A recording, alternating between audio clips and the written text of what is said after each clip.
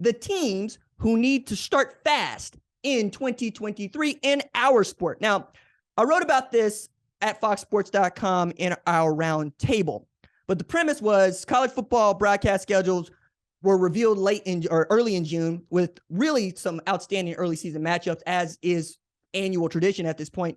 They include Ohio State at Notre Dame, Texas at Alabama, and Colorado at Texas Christian. But do these teams need to get off to a fast start to ensure a great season? I mean, yes, is the obvious answer to that. You want to start as fast as possible, knowing that you only get 12 regular season games to make your case and or to try to get into this thing called the college football playoff. But for some, it is a little bit more urgent than it is for others. And a lot of this has to do with what is your brand, how many people root for your team, and what are people like me going to say about your team if you lose? Going to get in that a little bit. Hello, Notre Dame and Marshall.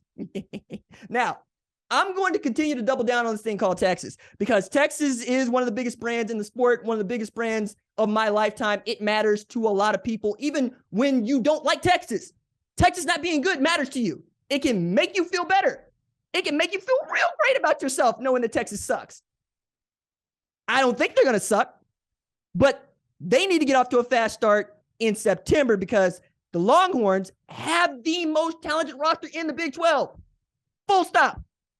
Even with a Bijan Robinson-sized hole in the backfield in 2023, the running back room is as deep as it's ever been in my recent memory, and Pete Kwiatkowski's defense feels like it's capable of a top 15 scoring defense after finishing 28th last year. You know, that top 15, we're talking about a team that can play for a national championship, right? Matter of fact, I believe since 2010, only 2 teams have won a national championship ranked outside the top 15 in defense and scoring defense. And they are Auburn, who had Cam Newton, who's the greatest college football player of all time. And the other one was 2014 Ohio State.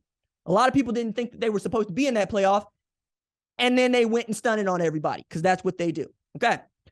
So the Longhorns could be 5-0 by the time they get back to the Red River Shootout. And they'll be the first to tell you that they beat Brent Venables and my Oklahoma Sooners like a 55-gallon guy. Actually, the quote goes, they took the 55-gallon drum of whoop ass and they pulled it all on us.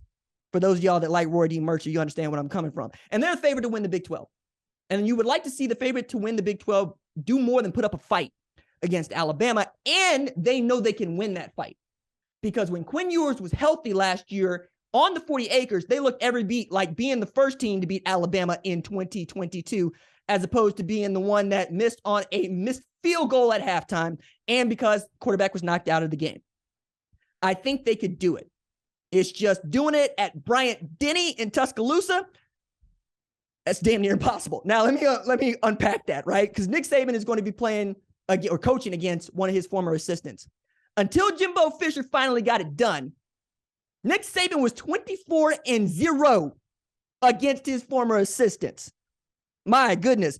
We're also talking about Kirby Smart couldn't let that stand, so he managed to give Nick Saban the business in 2022 as well, which is so a Georgia thing to do. But Nick Saban hasn't lost the game at Bryant-Denny since 2019.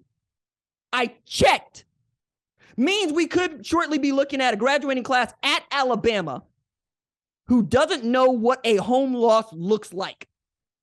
Good Lord. Also, we're at a space where if you played 4 years for Nick Saban, you have a national championship ring. So if you played your entire career at Alabama, you won a national championship, and if you have played there since 2019, you don't know what it means to lose in Tuscaloosa. That's wild. That is what Texas is up against when they play in September at Bryant-Denny. They got to get off to a fast start, because then we'll be talking about them being a national championship caliber team, and we'll be talking about them being ready to go into the SEC and win football games in 2024. Pivotal for them. Next on the list for me, for teams that need to get off to a fast start in 2023, the Notre Dame Fighting Irish, producer Tyler's Notre Dame Fighting Irish. I got to say, I was kind of smiling when this was on the list of things to talk about. Because while Alabama ain't lost a home game in damn near 4 years, Notre Dame lost not once, but twice last year at Notre Dame Stadium in Notre Dame, Indiana, which is a real place. I always thought it was South Bend. I learned today just looking at the schedule. Notre Dame, Indiana is its own place. Notre Dame, man, y'all. This is why y'all get on my nerves and on somebody else's nerves. Y'all holier than thou and whatnot. But I get it, because you're the Domers.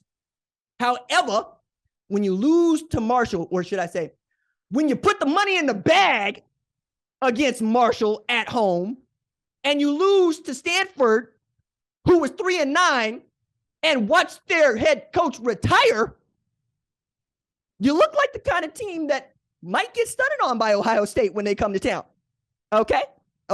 Now, it's year 2 for Marcus Freeman, but he really needs that game to be one that they win, because this year, Notre Dame plays Ohio State in week 4, but it will be the 5th game of the season for the Fighting Irish, right?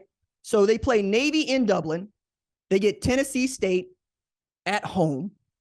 And while normally I would say they ought to beat Tennessee State like a drum, you lost to Marshall. And then you got NC State on the road, and you got Central Michigan at Notre Dame.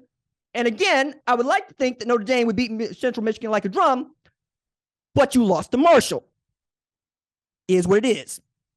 But if you get off to a fast start, you play well against Navy, you play well against NC State, you beat Tennessee State and Central Michigan like a drum, maybe you get past Ohio State. But I'm not prepared to say that, because you put the money in the bag, you put the shimmy in the shag, got hoodwinked, bamboozled by a bunch of thundering herd from West Virginia.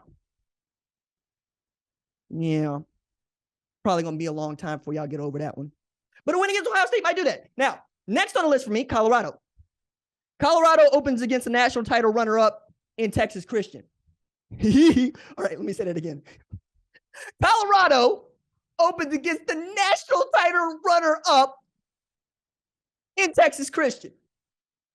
I've been asked by almost everybody I know who knows I am associated with covering the sport of college football, RJ, tell me the truth. Be honest with me, as if I'm not honest on this show, as if I'm lying through my teeth or something, as if I somehow hold back what I think telling y'all. How many games do you think Colorado is going to win? To which I say, Texas Christian was 5-7 in 2021. Texas Christian played for the national championship in 2022.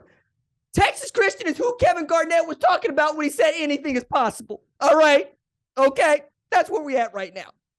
We're at a time when everybody's going, Georgia runs the sport, Alabama runs the sport, SEC runs the sport, but damn it, y'all let Texas Christian play in the national championship game, and I got to talk to you about how many games Colorado can win?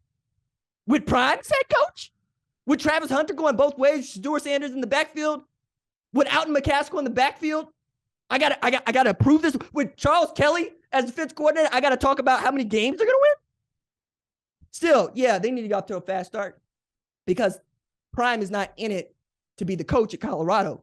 Prime is in it to win every single game. And if he doesn't win every single game, he's going to do as much as he needs to make sure he gets you in a position to win every single game. So you got to beat Texas Christian, who, again, is the national title runner-up. My God. And then you get Nebraska, and then you get Colorado State before you're running up on Oregon in Eugene, and you get USC at Folsom. That's tough. That's tough. Like, nobody would actually draw it up that way, but I'm sure you, like I, am going to watch as much Colorado football as you can, especially if they go and get a win week 1 on Big Noon against the national title runners-up in Fort Worth. Here for it. Thank you for watching the #1 college football show. Please remember to subscribe to the channel and like this video so that you don't miss any of the best college football coverage in America.